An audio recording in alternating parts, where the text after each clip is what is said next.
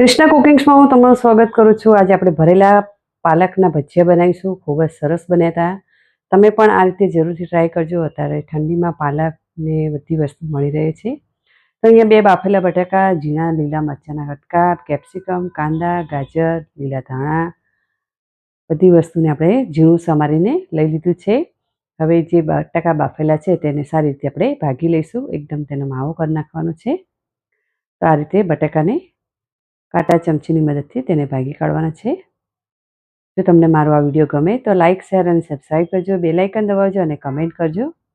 તો આ રીતે તમે પાલકના ભજીયા નહીં બનાવે તો જરૂરથી ખરેખર જરૂરથી બનાવજો। પછી બટાકા ભગાઈ જાય એટલે મેશ થઈ જાય એટલે બધી વસ્તુને આપણે બધા શાકભાજીને અંદર મિક્સ કરી લઈશું। તમે આની અંદર કોબીસનું પણ ઝીણું સમારીને નાખી શકો છો। પછી તેની અંદર ટેસ્ટ પ્રમાણે મીઠું, અડધી ચમચી જેટલું ધાણા પાવડર અને પાઉંભાજી મસાલો નાખીશું અડધી ચમચી જેટલો। અહીંયા ચીલી ફ્લેક્સ નાખીશું અડધી ચમચી, ચાટ મસાલો અડધી ચમચી અને કસૂરી મેથી અડધી ચમચી નાખીશું। આ રીતે ક્રશ કરીને નાખીશું। પછી તેની અંદર થોડુંક આમચૂર પાવડર પણ નાખીશું, થોડુંક લીંબુ પણ નીચોઈશું। તમને ગળપણ ભાવતું હોય તો તમે ખાંડ નાખી શકો છો, પણ મેં અહીંયા ખાંડનો ઉપયોગ નથી કર્યો। બધી વસ્તુને સારી રીતે મિક્સ કરી લેવાનું છે। તો અહીંયા મેં વેજીટેબલ વધારે નાખે છે, તમારે ઓછા નાખવા હોય તો ઓછા પણ નાખી શકો છો। તેની અંદર લીલું લસણ હોય તો પણ તમે નાખી શકો છો। અહીંયા થોડા તીખા વધારે કરવા માટે મેં થોડો લીલા મરચાંની પેસ્ટ નાખી છે, 1/4 જેટલો। બધી વસ્તુને સારી રીતે મિક્સ કરી દીધી છે। તો અહીંયા થોડો કાળા મરીનો પાવડર લઈશું 1/4 જેટલો, હોય તો નાખો ને તો સ્કીપ કરી દેવો। પછી અહીંયા એક બાઉલમાં આપણે ચણાનો લોટ લઈશું, તેનું ખીરું બનાવી લઈશું આપણે।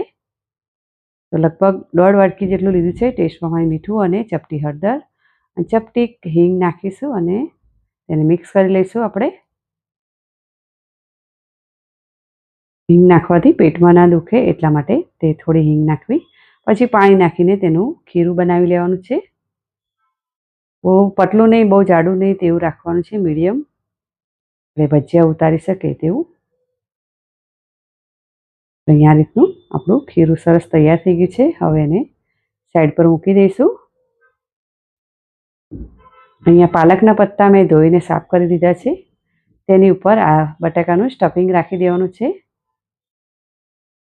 નાના મોટા તમે જે પાન ફાવે તેવા પાન તમે લઈ શકો છો। મેં અહીંયા નાના લીધા છે। તેની પર બીજું પાન મૂકી દેવાનું છે, આ રીતે ચોંટાડી દેવાનું છે। અહીંયા બીજું પાન પણ લઈ લઈશું, તેની પર પણ સ્ટફિંગ પાથરી દઈશું।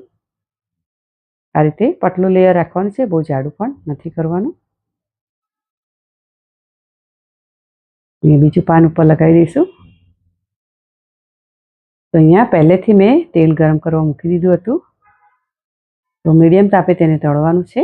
તો આ રીતે ચણાના લોટમાં તેને ડીપ કરીને તેને તળી લઈશું। અહીંયા બબ્બે કરીને આપણે તળી લઈશું। થોડીક વાર પછી તેને હલાવવાના છે, એકદમ નથી હલાવવાના। પછી તેને પલટાવી દેવાના છે થોડી વાર રહીને। તમારે થોડું જાડું ખીરું રાખવું હોય તો પણ તમે રાખી શકો છો। મેં અહીંયા પતલું રાખ્યું છે, થોડા ક્રિસ્પી કરવાના છે અહીંયા એટલા માટે। તો અહીંયા ગોલ્ડન બ્રાઉન થઈ ગયા છે, હવે આપણે તેને કાઢી લઈશું। અહીંયા બીજા પણ તળી લઈશું તે રીતે જ।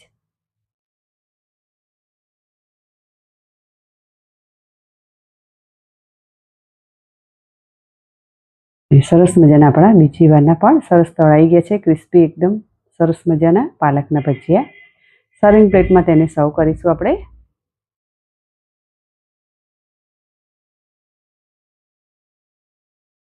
તો ખૂબ જ સરસ મજાના આપણા ભરેલા પાલકના ભજીયા તૈયાર છે।